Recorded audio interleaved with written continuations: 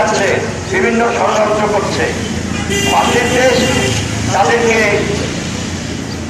পিছন দিয়ে তাদেরকে তাড়া করানোর চেষ্টা করছে।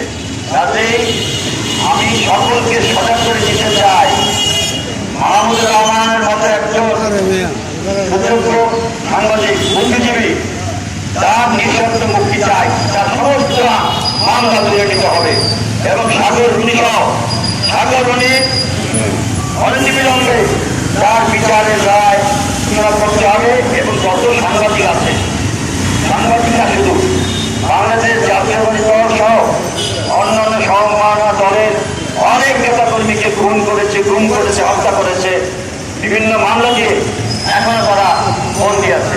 আমরা সকল এই অবৈধ সরকারের বিরুদ্ধে যারা আন্দোলন করেছে প্রত্যেকের মুক্তি চাই এবং সাংবাদিকদের যারা লাঞ্ছিত হয়েছে, যারা জেল খেটেছে, জেলে আছে, তাদেরও মুক্তি চাই। এবং মাহমুদুর রহমানের সকল মিথ্যা মামলা এবং তার বিরুদ্ধে যে অভিযোগ ছিল এই আন্তর্জাতিক ট্রাইব্যুনালের বিরুদ্ধে মামলা দেওয়া হয়েছে, সমস্ত মামলা মুক্ত করে আমরা যেন তাদেরকে সকলকে আমাদের মাঝে পাই। বাংলাদেশে গণতন্ত্র প্রতিষ্ঠা করতে এই সাংবাদিকদের ভূমিকা অনেক বেশি। কাজে এই বলে আমি আমার বক্তব্য শেষ করছি। আল্লাহ হাফেজ। বাংলাদেশ জিন্দাবাদ। সকলকে ধন্যবাদ।